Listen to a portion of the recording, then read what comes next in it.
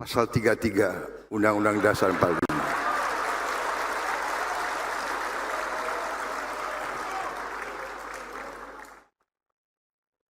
Seolah-olah pasal 33 itu tidak pernah ada dalam Undang-Undang Dasar 45. Dan kalau kita dengar proses amandemen terhadap naskah Undang-Undang Dasar 1945 yang asli, proses amandemen itu yang ingin dirubah antara lain, ingin dihilangkan antara lain adalah pasal 3. Pasal 33 itu yang ingin dihilangkan. Kita bersyukur tidak dihilangkan dan terima kasih PKB.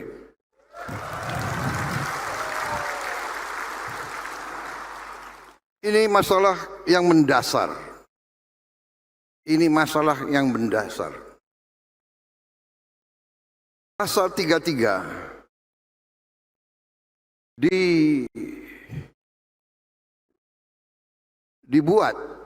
dimasukkan ke dalam Undang-Undang Dasar 45 itu oleh pendiri-pendiri bangsa kita. Waktu menyusun Undang-Undang Dasar, para pendiri-pendiri di mana di situ hadir tokoh-tokoh dari semua golongan. Golongan nasionalis, golongan agama, semua. Mereka angkatan, mereka generasi yang pernah mengalami penjajahan. Mereka mengalami hidup di bawah kolonialisme, di bawah imperialisme.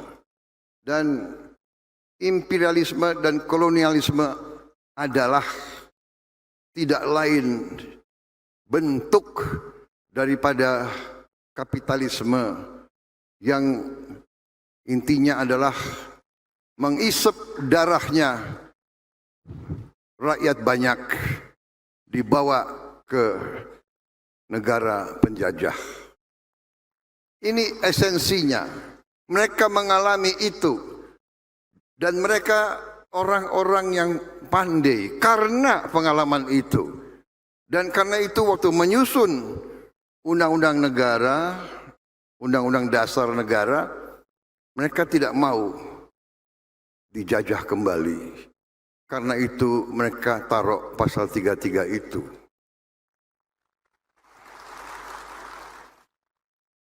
Pasal 33 kalau kita simak, ya, sebetulnya sederhana, tapi menggariskan apa yang akan mengamankan dan menyelamatkan negara.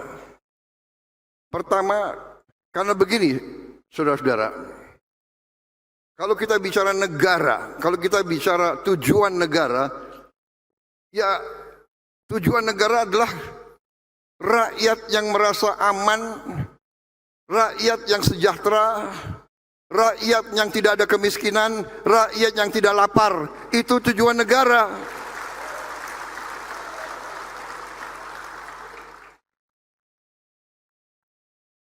Demokrasi penting. Demokrasi yang formal, demokrasi yang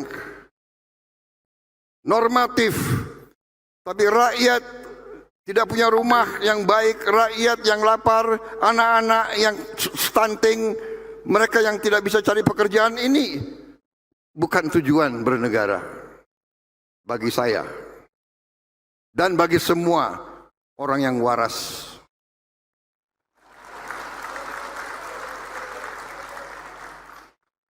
Di pembukaan Undang-Undang Dasar 45 jelas tujuan bernegara melindungi segenap bangsa Indonesia dan seluruh tumpah darah Indonesia. Melindungi dari kemiskinan, melindungi dari kelaparan, melindungi dari ketidakadilan. Tujuan bernegara, memajukan kesejahteraan umum, mencerdaskan kehidupan bangsa, dan melaksanakan ketertiban dunia yang berdasarkan kemerdekaan, perdamaian abadi, dan keadilan sosial. Pelaksananya di pasal 33. Ini tujuan nasional, ini pasal 33. 1. Ayat 1. Perekonomian disusun sebagai usaha bersama berdasar atas asas kekeluargaan.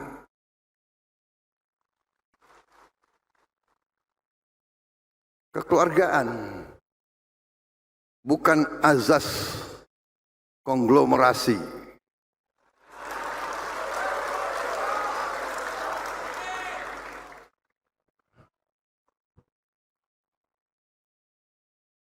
Asas keluarga, asas kekeluargaan.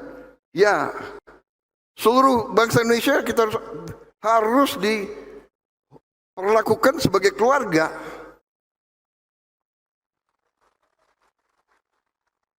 Ini bertentangan dengan beberapa mazhab ekonomi, terutama mazhab ekonomi neoliberal. Karena di mazhab neolib ini, menurut mereka nggak apa-apa kalau yang segelintir orang tambah kaya, nggak apa-apa. Biar segelintir orang tambah kaya, menurut teori itu, lama-lama kekayaan itu akan menetes ke bawah. Tapi kenyataannya menetesnya lama banget. Menetesnya 200 tahun, udah mati kita semua itu. Jadi itu gak benar. Nggak benar, tidak akan netes ke bawah. Bagaimana saudara merasa menetes ke bawah? Setetes pun enggak ya? Saudara-saudara, jadi kita diakal-akalin.